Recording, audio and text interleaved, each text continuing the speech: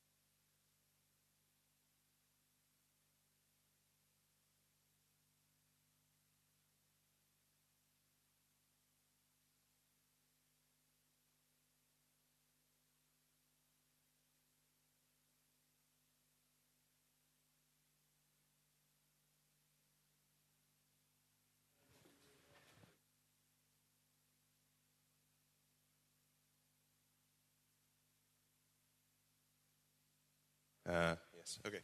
Welcome, everyone. I hope you're all having a good conference so far. Our next speaker is J.M. Fried. He's an engineer at a French company, and he teaches at the university at master's level. And he'll be presenting about developing for embedded devices using open source tools, and with a specific focus to gaming consoles, small gaming consoles. So I'll let him take it away. Thank you. Okay, the topic I wish to discuss today is generally, broadly speaking, the development of embedded device using operating systems, and more specifically, the use of game consoles as an example of platform on which to learn how to develop embedded systems. As mentioned, I'm trying, as an engineer, I have to develop embedded electronic system on the hardware and software level, digital and analog sides. And what I want to do here is try to share with you some of the aspects that I have to, some of the challenges I have to meet daily, but not on some obscure platform dedicated to medical applications or to some fancy corporate applications, but on handheld game consoles. I want to show you that these pieces of electronics that you surely have somewhere in one of your drawers can be used for better uses than just playing stupid games. One of the aspects of game consoles is that they are, as opposed to computers, to modern PCs, which are hardly understandable. I cannot understand how a PC works anymore. Since they switched to PCI, SATA, all these serial buses, I just cannot understand how a PC works anymore. What's really nice about game consoles is that since they are much lower power and usually based on older hardware, you will replace all these complex buses, all these optimized buses for speed, for cost also. They will be still replaced by our older parallel buses, and I will describe to you the hardware thanks to which we can communicate with game consoles. So one of the aspects of my presentation will be that game consoles are still based on hardware old enough to be understandable by common people, while being available, as opposed to, for example, these very old processors that are no longer usable. And the power that you have access to with game consoles is relevant to the kind of application that you might meet in developing embedded hardware based, for example, on circuit boards or FPGA-based developments. Now, what I don't want you to think is that this is yet another presentation on another platform on which to run Linux. The first thing I'll show you is that Linux is not appropriate for many embedded applications. And secondly, I want you to see that there is a mix in developing embedded devices, a mix between hardware and software development. If you're just software or just hardware developer, you only meet half of the challenges. And what I want to show you here is that both things are working together. Now, the first topic I wish to discuss is the Nintendo DS. Historically, I started working on the PSP with one of my co-authors. But actually, I think the Nintendo DS, being older, is much more accessible. It also is more relevant, maybe, it's arguably more relevant to embedded design in that it's based on ARM CPU. The PSP that I will discuss later is based on MIPS. Now, the Nintendo DS has 2 CPU, and that also makes it relevant to embedded hardware because very often in embedded devices you will have multiple CPU dedicated to each task. And in this sense, the NDS is relevant because it has a main CPU, an ARM9 CPU, and the ARM7, which acts as a coprocessor for managing things such as display, sprites, touch screen, or Wi-Fi connections. So we will be developing exclusively on the ARM9 CPU. You only have access in injecting software on the ARM9 CPU, while the ARM7 CPU will still run all the procedures provided by the manufacturers of the Nintendo DS. We have 4 megabyte RAM in the DS and DS Lite, the newer DSi that I would strongly advise you to avoid because they have removed some of the hardware port that we'll be using. So the DS and DS Lite have 4 megabyte RAM, and this will imply some constraints on what we can do and what we cannot do. We will see later. We have Wi-Fi interface. We have no asynchronous RS-232 ports. This makes it a bit awkward compared to most microcontroller developments. When you develop a microcontroller, the first thing you do is you blink a LED, and the second thing is you communicate on the RS-232 port. On the DS, we will not have this capability. And one of the very strong aspects is that it's got this legacy bus, the so-called slot 2 bus. This one is already hacked, but when you're familiar with the DS, this front port that you hardly use anymore, that's for compatibility with advanced Game Boy Advance games. And being compatible with Game Boy Advance, it means that you will be able to use all the documentation that people has accumulated year over year concerning the Game Boy Advance. And that's very important because this means that you have a very nicely documented bus on which to play with. The games will be loaded on the so-called slot 1 port, so that's the port on which you're used to inserting your game cartridge. And what you will need, the only piece of hardware that you will need to access all these demonstrations I'm showing you is this kind of cartridge, which allow you to put software on a micro SD card, and this piece of hardware will load the game or the program from the micro SD card for playing on the DS. So all our programs will appear as games for the DS. And in my case, I bought the one from M3. You have a whole collection of these pieces of hardware available on the web. It costs about 25 euro. So the total investment in what I'm showing you is having a game console and 25 euro buying one of these cartridges.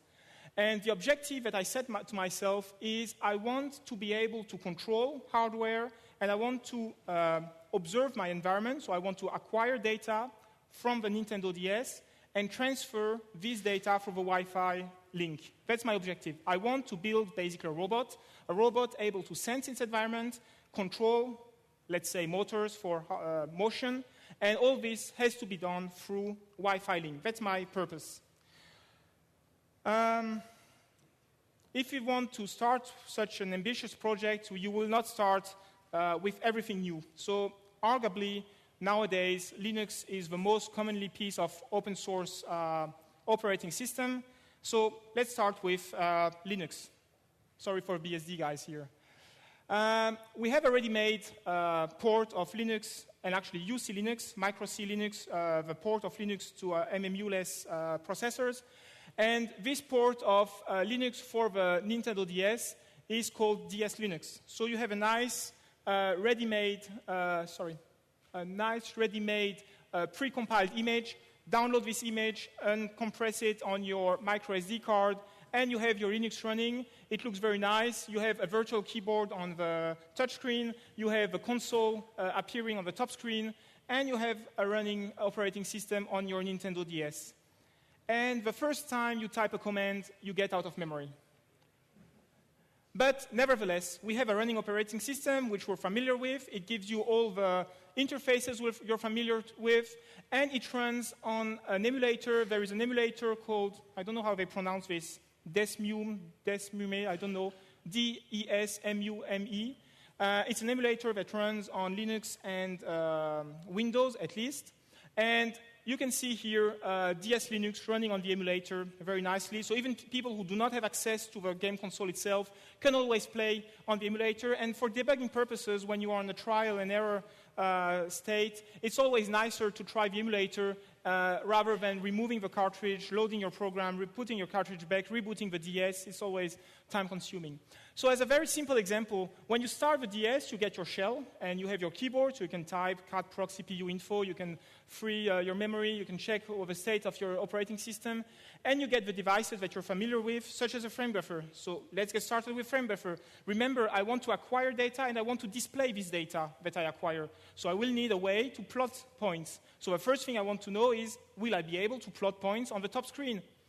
The conclusion is, DS Linux is compatible with UC Linux, which is compatible with Linux. So your dev-fb0, your frame buffer device, is compatible with your usual frame buffer programming technique. So you open dev-fb0, you input-output control to generate a few of the properties of your of your frame buffer. You mmap this area, so you take that many pixels in a pointer towards the memory that stores the video frame buffer, and you're ready to write into this location the color that you have computed as 5 red, 5 green, and 5 blue bits. So it's very simple. You have a pointer to a memory map, and you write to this map all the pixels, one after the other, that you have computed by reading a bitmap image and computing each one of a color using this formula. So that's very easy. It's simply masking. And in order to check that our frame buffer access is working properly, just read a ppm image. As a random image, you can take the boot splash screen of your Linux box and display it on the NDS, and the yellow appears yellow, the black appears black. So indeed, we know how to write on the frame buffer, and this does indeed look like a penguin, so it's all working very well. So you have access to all these /dev, /proc devices that you're familiar with if you're a Linux programmer. So that will make our access to the Nintendo DS very easy with this familiar environment. Now, I told you that we have access. Software is only half of the topic of embedded device development.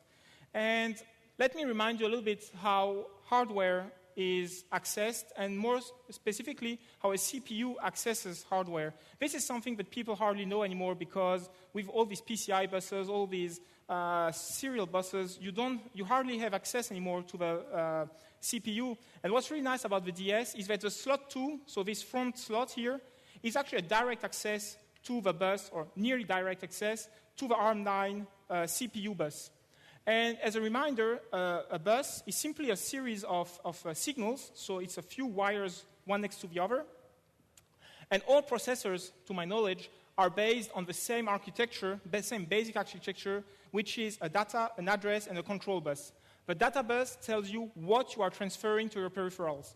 The address bus tells you where you are transferring. Basically, if a CPU is connected to RAM, to ROM, and another few peripherals, let's say latches for blinking LED, for connecting LED, the address space means that in the first half of my address space, I will have the ROM. In the second quarter, or the third quarter, I will have the RAM.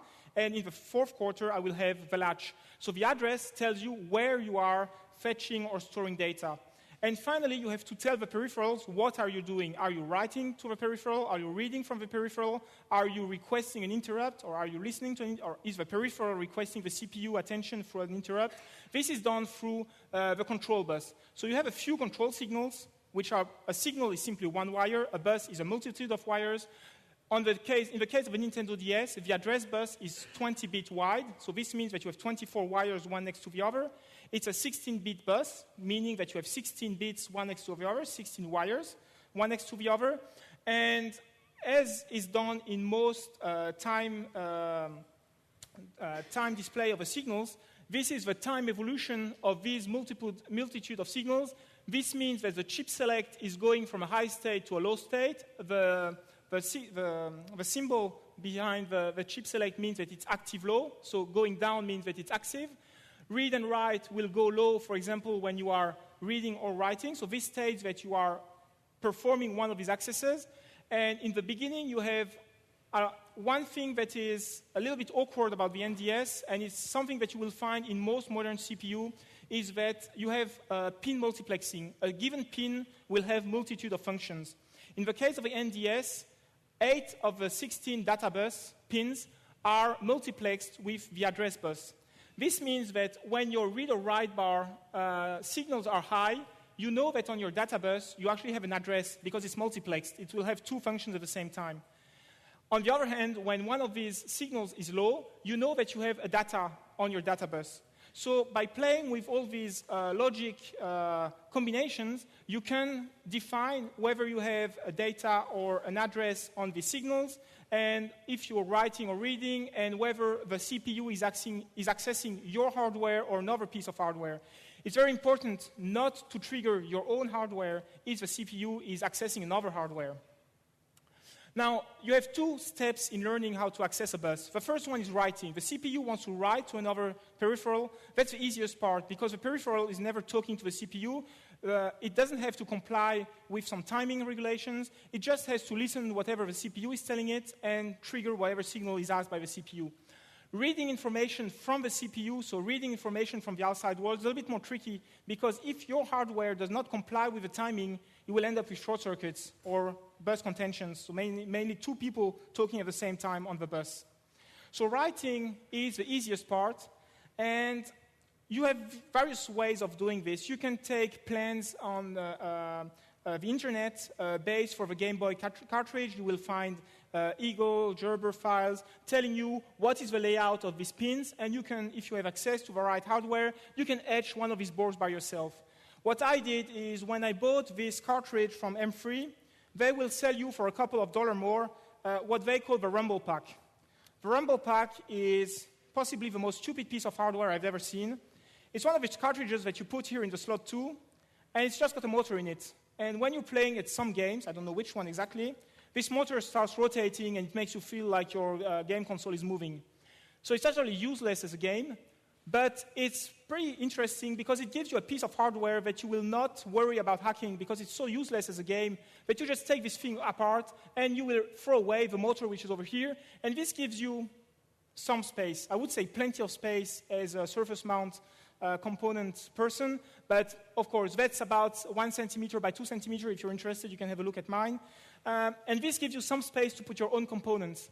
And you have here access to all these signals that I mentioned. The chip select signal is somewhere over, I can't remember where chip select is. The data bus is all these pins here are the data bus. The address bus, actually, we don't really care about. You'll see later why. And you have the interrupt signal. So in this parallel bus, again, as a reminder, these address buses tell you which peripheral you're accessing on your cartridge. The data bus tells you what you want to tell your peripherals, and the control bus tells you whether you are writing or reading data. That's about the hardware part. The piece of hardware that we're going to use is called a latch. Now, for the more software-oriented people, let me remind you what a latch is. A latch is a piece of hardware that will remember the state of its input on its output pin as long as the clock signal stays high. when a pin, which is called the clock signal, transitions from a low to high state, the output memorizes whatever is on the input. And as long as this clock signal does not move, the output stays the same. This means that if I put LED on the output of this latch, whatever is happening on the input will be transferred to the output when the clock signal is moving. And when I stop moving using my own control software, this clock signal, the output is remembered. The state of the input is remembered on the output. So basically, this is your basic hardware for blinking LED. What your software will tell is trigger this clock, write something on the data bus. The processor does whatever it wants. The output stays at the same time as the input when you switch the clock. And when you want to change the state of the LED, just write again on this data bus. Now, how do you write on a data bus? A data bus is a piece of hardware, and we're talking software. Well, you have a mapping between your address space and the pins that are triggered by writing to the address bus.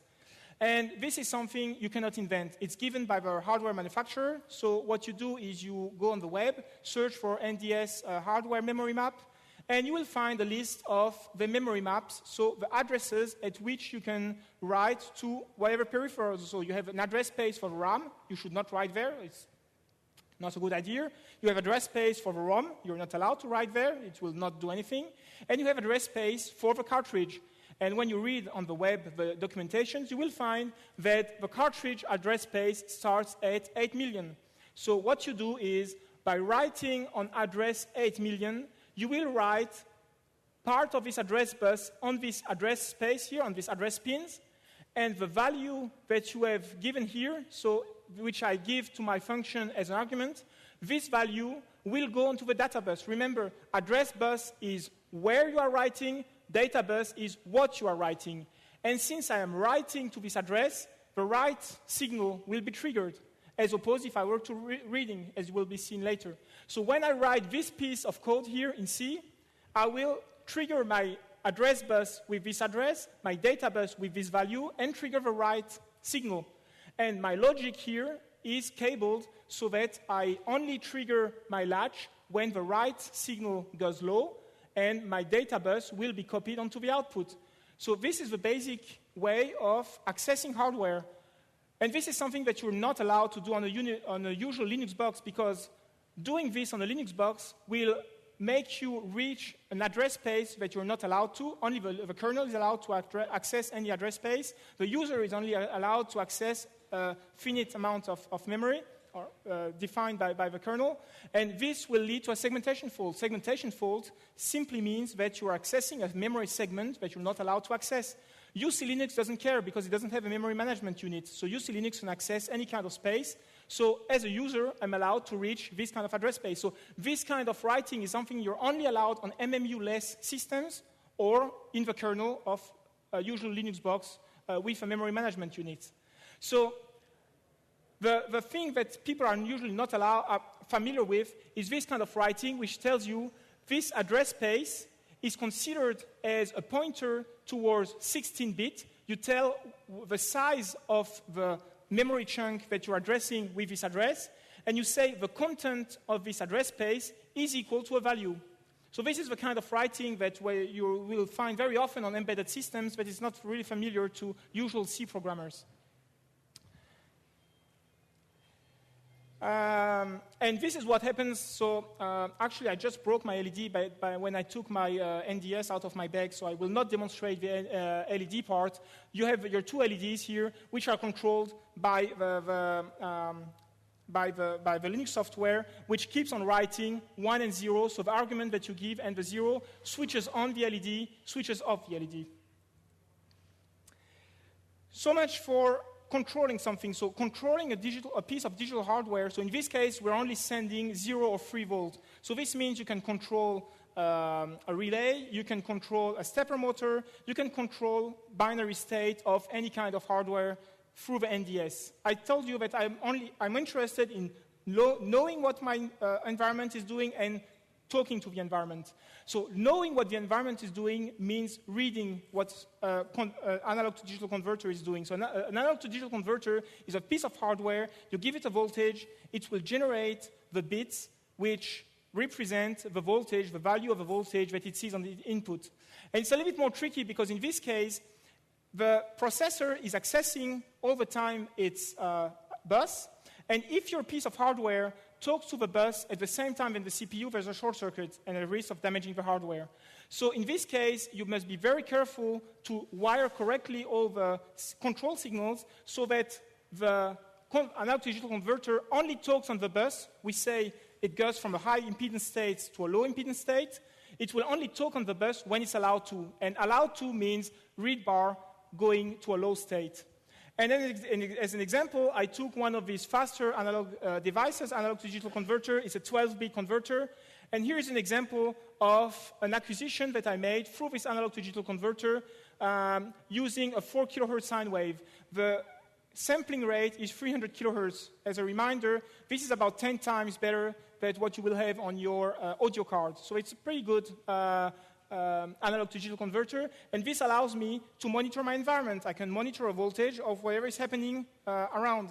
How do you write a piece of software for controlling this ADC? Exactly like we did before, we will address this 8 million address. We say that we are using an unsigned short. We want to read 16-bit, but this time, instead of assigning a value, we will read a value. We read the value, so this time, instead of having write signal being triggered, we have a read signal being triggered. And at this point, the ADC will provide its value. Now, there is a little trick with ADC. An ADC requires a signal to tell you, start your conversion. So with an ADC, you must first tell it, start converting, wait a little bit, that's an empty loop, and when it's finished converting, this is the time when you start reading the results. So you have to access an analog-to-digital converter both for a writing procedure and a reading procedure. Now, I mentioned to you, with all these examples, I use a piece of software that I'm familiar with as a Linux developer. But as I mentioned to you from the beginning, if you try to do anything but running your own little program, you will simply run out of memory. Even if you type less is more or less the easiest program I can think of under Linux, less will run out of memory.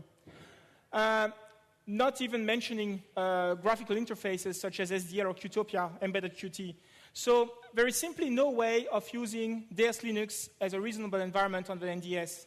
And one way of doing this, as you would do on your PC, is simply upgrade the memory of your NDS. So you just buy another memory cartridge, put it on the slot 2 that exists, it gives you 32 megabytes, and indeed you can run the Wi-Fi, you get access to all the Wi-Fi interface configuration of Linux, but you don't have access to your slot 2 anymore. And personally, I'm not a great fan of saying, I have a piece of hardware that's not powerful enough, so I will upgrade it. I prefer thinking of downgrading my software, which is doing far too many things compared to what I need. So that's more or less the opposite of what you would do on your PC. So the opposite is I want to find a new operating system that does the same or gives me the same feeling than Linux or will provide the performances that I'm looking for, but with a much smaller footprint. RTEMS, the real-time, must be written something, the real-time executive multiprocessor system, I think, is an operating system originally developed by the US Army for its multiprocessor systems, which, as most US Army project, has gone open source and has been ported to the, so a board support package has been ported to an NDS by a team of French students as their master course, computer science course project. So this is very impressive. These people have taken RTMS, used the ARM9 cross-compiler, this is well known, but they have added all the initialization step and loading your RTMS operating system into the NDS. It will give you most functionalities that I'm looking for from a Linux point of view. It will give you a TCP/IP stack. It will give you the feeling of a multitasking operating system, so it will run through multiple tasks. But it will also lack a few of these functionalities, and this is why it's called an executive environment and not an operating system. It will not allow you in its basic form. There are extensions that allow you to do it, but in its basic form, it will not allow you to dynamically link libraries or to dynamically load programs. It's all static. An embedded executive environment will generate a monolithic application which includes all the applications that you want to run. You cannot dynamically add functions. It's supposed to be real-time. We will quickly discuss. Real-time is not my objective, so I will very quickly discuss this thing. But most important, in my opinion, is that it's got a very strong support. I mean, as opposed to all this collection of operating systems that you find on the web, I'm not claiming that it's not good to have a multiplicity of operating systems, quite on the opposite. But just as an engineer who has to choose a piece of software and this investment, the 6-month investment that I'm taking, has to last long enough for this investment to be rewarded. And RTEMS is a US Army project. It's used now by the European Space Agency on a multitude of space missions. So chances are that in the next 10 years, it will not disappear from the web. And that's very important to me, the long-term support of whatever I'm investing time in learning.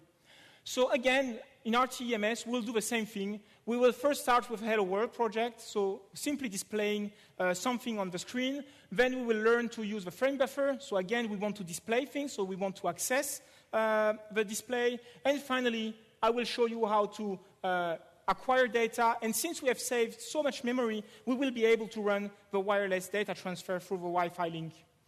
Now, RTEMS provides a POSIX interface, a POSIX compatibility interface, which means that a POSIX programmer, or in other words, a Linux programmer, will find the environment very easy to use.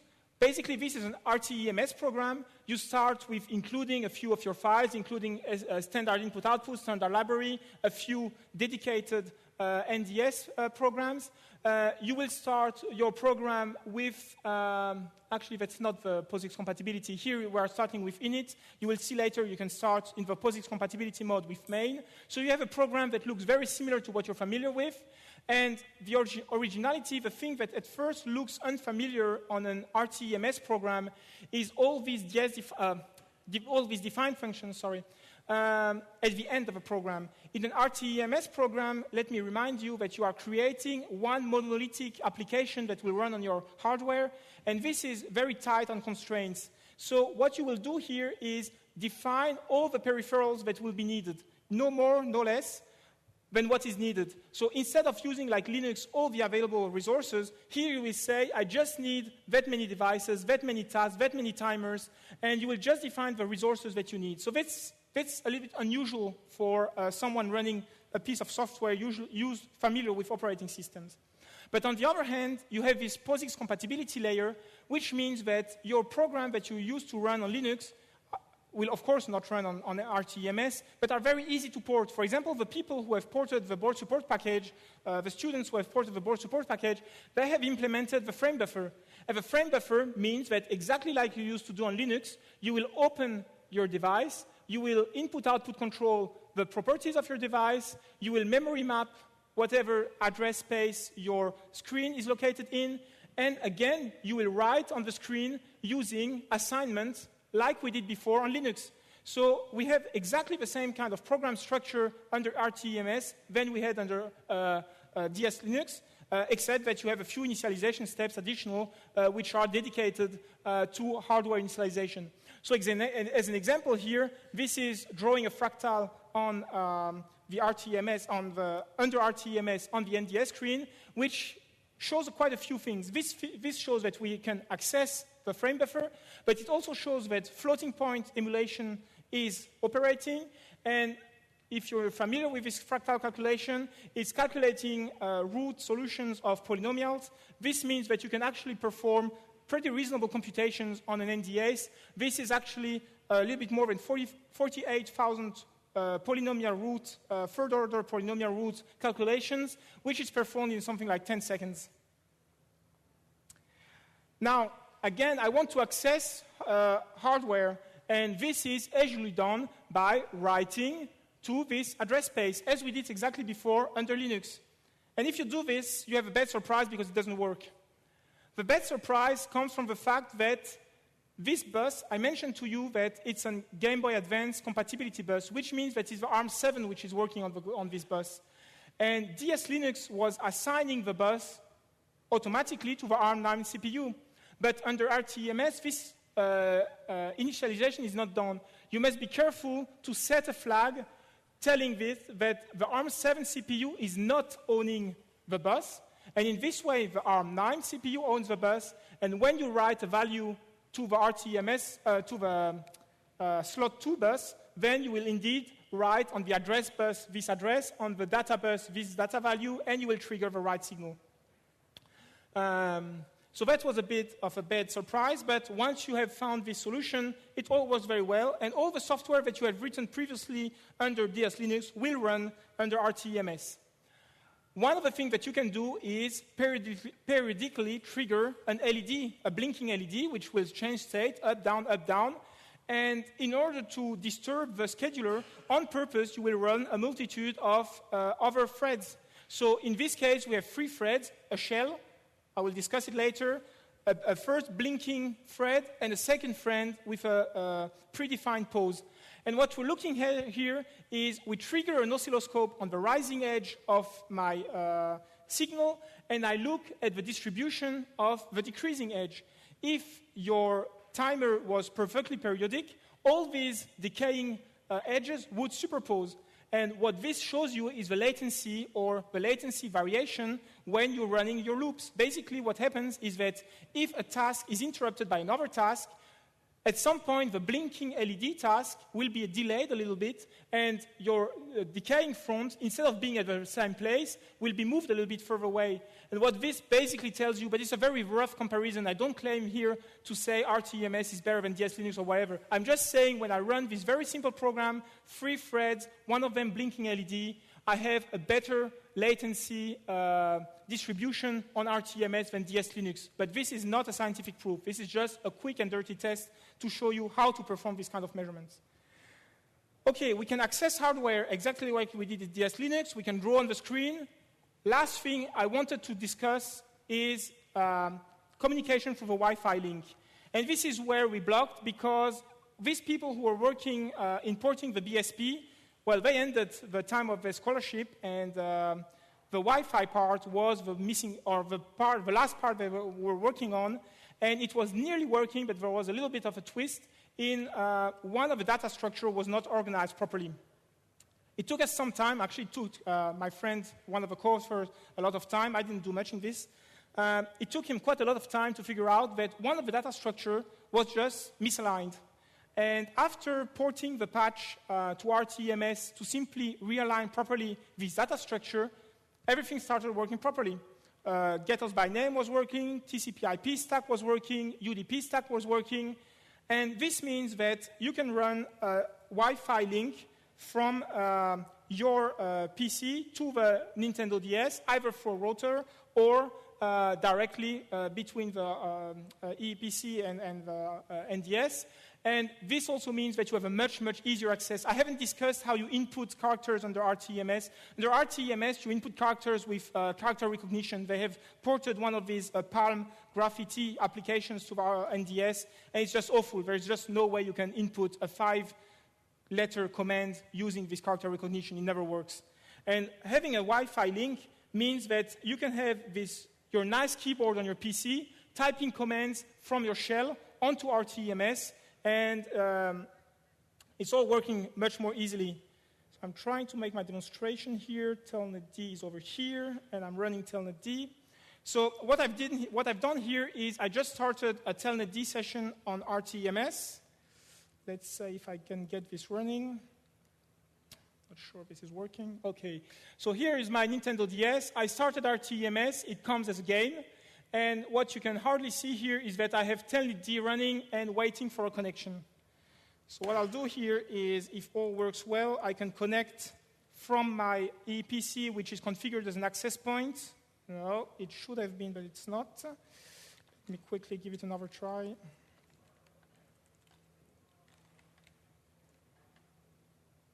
Yeah.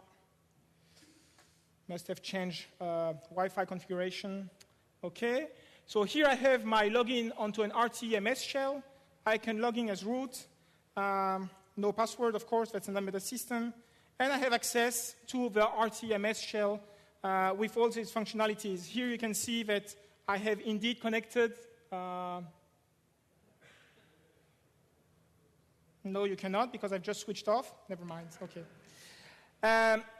What I would have wanted to show you is the RTMS shell has a nice set of commands. It has the usual Unix commands, ls, rm, mv, but it also has some dedicated commands which are solely used for embedded device applications, such as stack use, CPU use, how many cycles are free in your application, when are you running out of time, and that's really the kind of question that you're asking yourself when you're developing embedded systems. So it's the kind of thing that you enjoy having from an operating system and that very few operating systems will give you. So that's very interesting to have. Let me just give it another try in case, but otherwise I'm going to run out of time. Okay.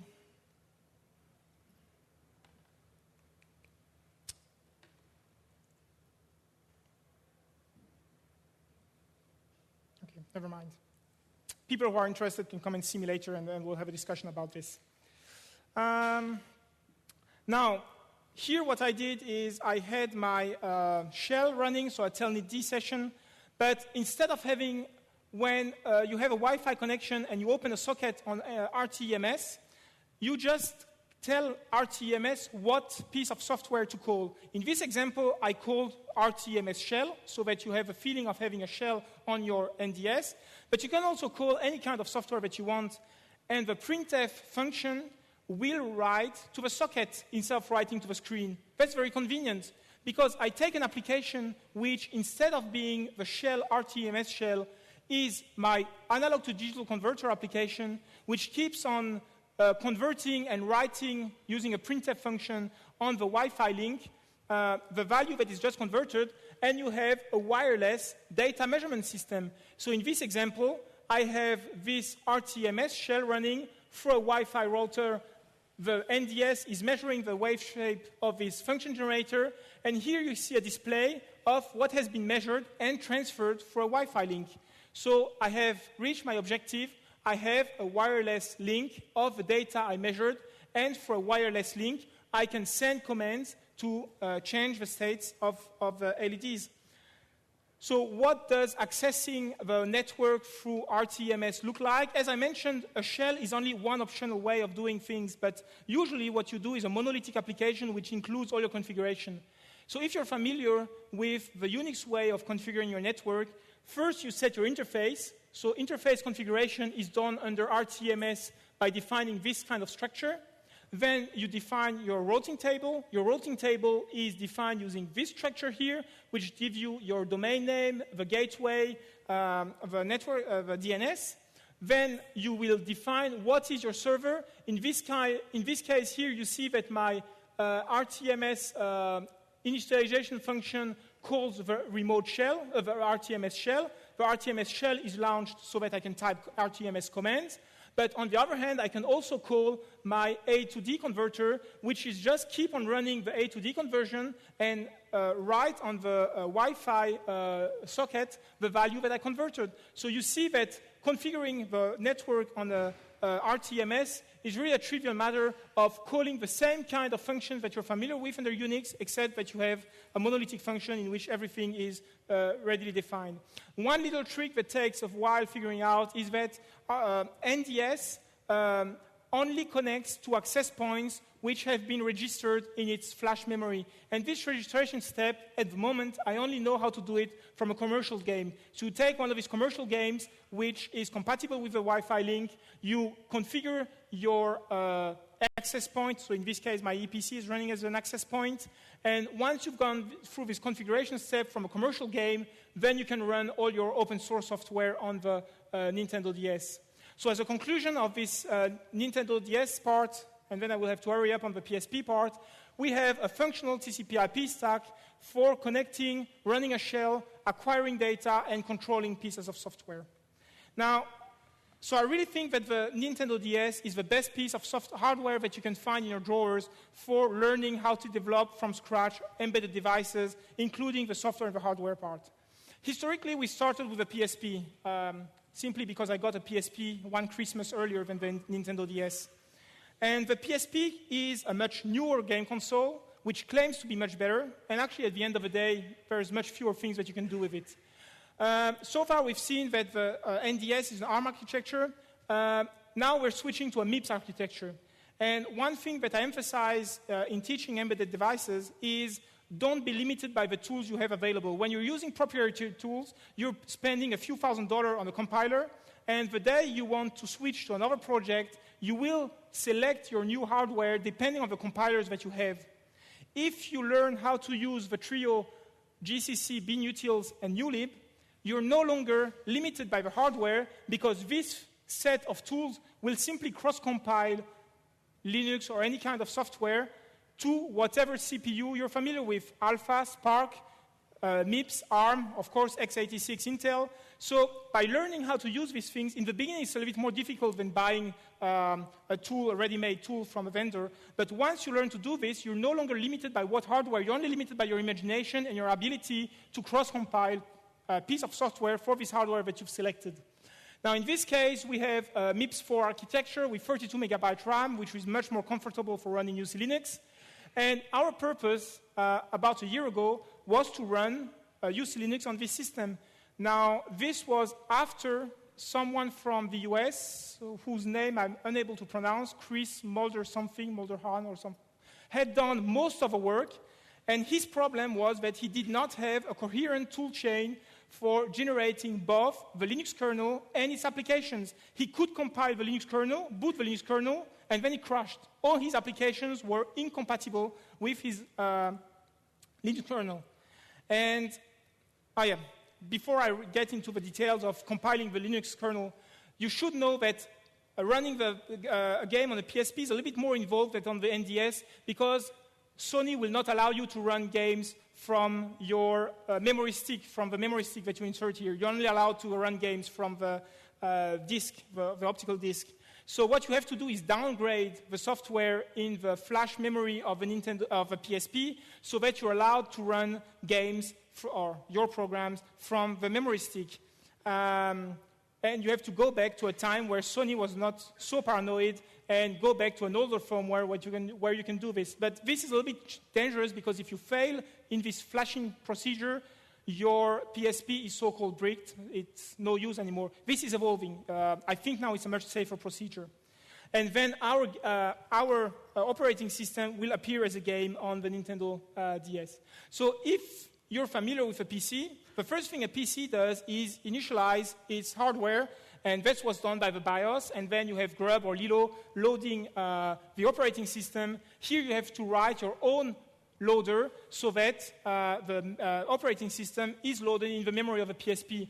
And this is what you do here. You have, again, an address space, the area of the memory that is dedicated to the RAM. So this RAM is where you will put your operating system. You will remove the Sony operating system and replace it with a Linux operating system. So what you're doing here is you start by identifying this RAM area, and this, again, is something that you can only know from the datasheet of a PSP or by reverse engineering. You will open your file, and since we have still access to the Sony operating system, we can access to the memory stick and read the file. We uncompress it, load it into memory, initialize a few pieces of hardware using the Sony operating system, and then we jump to Linux and start running Linux. So I mentioned to you that this is loading Linux, and once you've loaded Linux, Linux wants to run init, and after it's run init, it will start its shell and its user space operating system. And the main issue is to have a coherent tool chain for generating the Linux kernel and its tools. And the main challenge that was met by my friend here, Simon, who's in the room, and one of my co-authors, is to port the linker, which used to generate ELF binaries, into the format that is recognized by UC Linux, which is binary flat. Binary flat format is a smaller format which contains less information than ELF, but is faster, smaller, and easier to load. And the main challenge was to take the binary flat converter, ELF binary flat converter, and to insert it into the MIPS toolchain, which means that before we did this, to my knowledge, GCC was only able to generate MIPS software for MMU, equipped processor, and now it can generate software for MMU-less MIPS architecture. And then I tell you that I enjoy working with GCC, Binutils, Newlib, but the fact is that now generating a full toolchain is becoming so complex that you need some kind of environment to help you with these tasks. One of these tasks, yesterday we've seen on the OpenARM presentation, something like MDebian, embedded Debian. That's too complex for me. I'm still familiar with my free tools, and I'm trying to learn how to use Buildroot. Buildroot is simply a set of makefiles and a set of tools for helping you generating your board support package. And most important, it will generate the toolchain for compiling both the kernel and the applications, which means that necessarily these two pieces of software will be coherent. They will pass arguments in the right way. And so our main contribution in this work was generating a Buildroot environment compatible with the MMU-less MIPS as used in the PSP. And at the end of the day, what you get is Linux running on a PlayStation Portable with your shell here. And unfortunately, I will no longer be able to discuss hardware because there is simply no hardware port available on the PSP. The only piece of hardware that you have available is the serial connector next to the headphone jack. And what you can do is connect RS-232 level converter so that instead of typing using the on-screen keyboard tool that is provided on the web for PSP, you can type your commands from your PC and the PSP appears at the terminal. But that's meaningless. Why have a handheld game console if you need a PC to type commands? That's absolutely useless. So yeah, that's, for example, typing uname -a to show that Linux is running on this piece of software, ls to show that your file system is running. And once you know how to reach serial port, and I'm running out of time to discuss in detail how you inject commands that you type on the serial port in the keyboard layer, basically what you can do is replace this PC that you had typing commands using a dedicated microcontroller to convert PS2 commands into RS-232 signals, and this tells you that you can put a keyboard onto your Nintendo DS, on your PSP. Here you don't have a PC anymore. This PS2 keyboard is directly connected to a microcontroller, and the microcontroller is sending RS-232 commands, and these RS-232 commands here into a VI editor will allow you to type your programs into a PSP.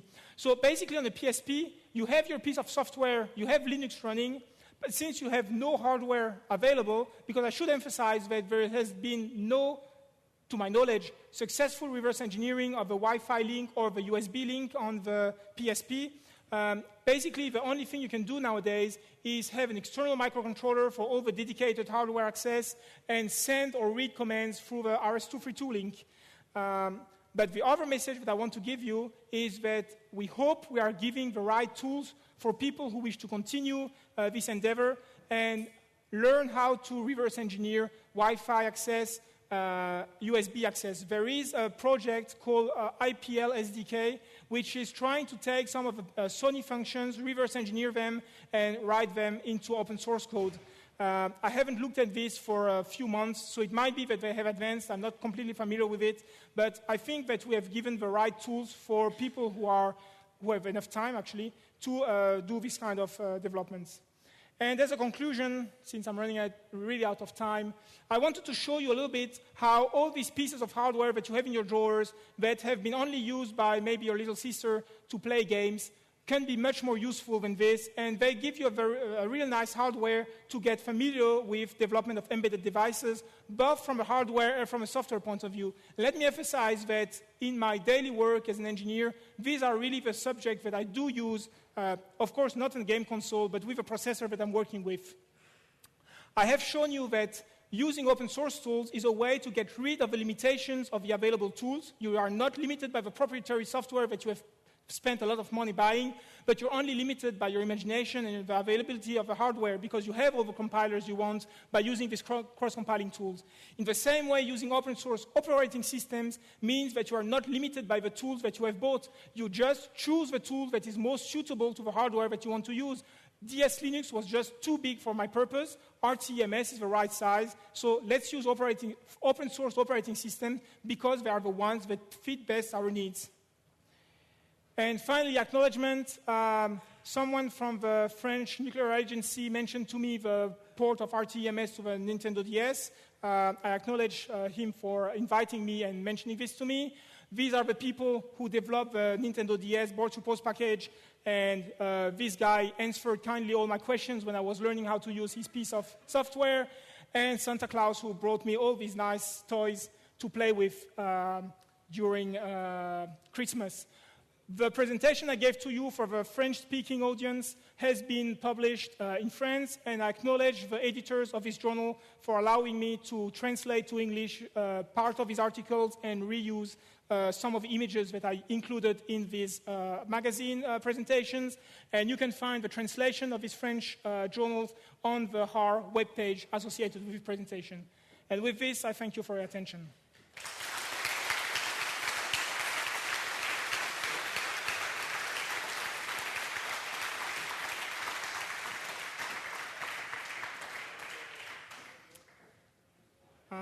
I don't know who's handling the questions. I see a hand over there.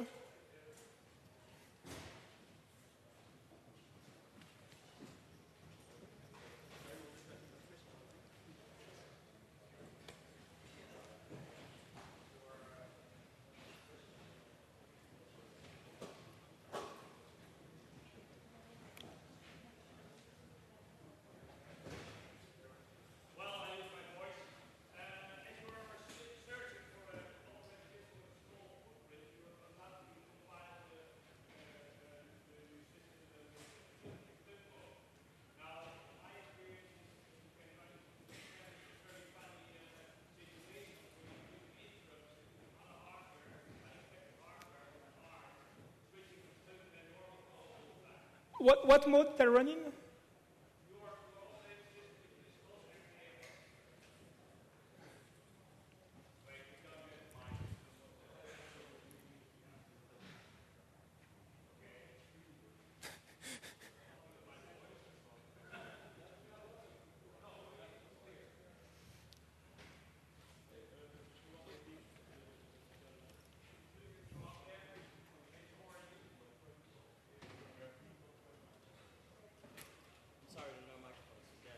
Maybe if you just come closer and I'll repeat the question.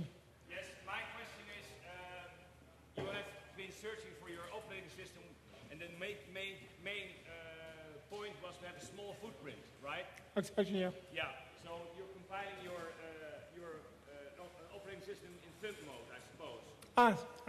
Yes, so if you compile in thumb mode, and you have a special hardware and that using interrupts, you can come to some funny situations on the ARM. And have you had that, and how did you solve that? The comment is concerning the thumb mode of the ARM CPU, which is an instruction set, a 16-bit wide instruction set, which supersedes the 32-bit wide instruction set.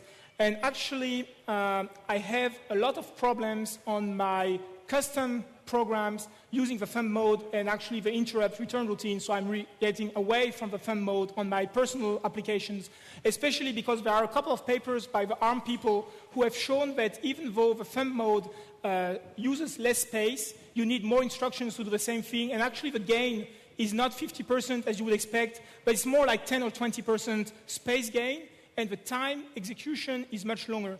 So first of all, I'm running away from thumb mode in my personal applications. And in this case, the fact is that I have not even checked whether RTEMS is running in thumb mode or not. It could be that they are just using ARM9. My problems are on ARM7. ARM7 CPU are awful. Here I'm running on ARM9, and on the ARM9, I have not even checked whether we are running on ARM instruction set or on the thumb instruction set.